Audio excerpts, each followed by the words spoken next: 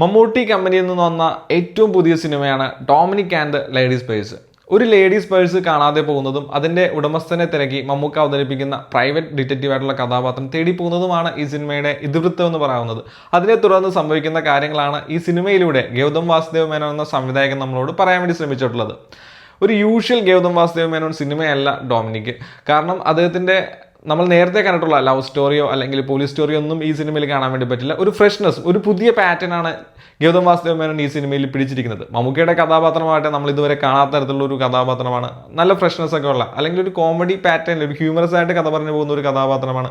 ഒരു Sherlock home കഥാപാത്രമാണ് മമ്മൂക്കയുടെ ഈ സിനിമയിലെ ഡൊമിനിക് എന്ന് വേണമെങ്കിൽ പറയാം. അതുപോലെ ഗോകുൽ സുരേഷുമായിട്ടുള്ള കോംബോ ഒക്കെ നല്ല രീതിയിൽ വർക്കൗട്ട് ആയിട്ടുണ്ട്. ചെറിയ കോമഡിയൊക്കെ അടിപൊളിയായിട്ട് വർക്കൗട്ട് ആയിട്ടുണ്ട്. പക്ഷേ ഈ സിനിമയിൽ പ്രധാനപ്പെട്ട നെഗറ്റീവ് എന്താണെന്ന് വെച്ച് കഴിഞ്ഞാൽ ഒരു 3 മണിക്കൂർ വരുന്ന ലെങ്തി ഡ്യൂറേഷനാണ്. അത്രയും ഈ സിനിമയ്ക്ക് അല്ലെങ്കിൽ അത്രയും വലിച്ചു നീട്ടേണ്ട ആവശ്യമില്ല എന്ന് നമുക്ക് തോന്നിപ്പോകും. പല സ്ഥലത്തും സിനിമ വീണു പോകുന്നത് ഈ ഒരു ഡ്യൂറേഷൻ കാരണം തന്നെയാണ്. പക്ഷേ അവസാനത്തെ 30 മിനിറ്റ് സിനിമ പിക്കപ്പ് ചെയ്യുന്നുണ്ട്. പക്ഷേ ആ ഒരു പിക്കപ്പ് ആ ലെങ്തി ഡ്യൂറേഷൻ കാരണം കുറച്ച് ലോ ആയി പോയോ എന്ന് എനിക്ക് സംശയമാണ്. എനിവേ ക്ലൈമാക്സ് ഒക്കെ അടിപൊളി ട്വിസ്റ്റോട് കൂടിയാണ് സിനിമ പറഞ്ഞ് അവസാനിപ്പിക്കുന്നത്. ഒരു സെക്കൻഡ് ഭാഗത്തിനുള്ള ത്രെഡ് ഇടുന്നുണ്ട്.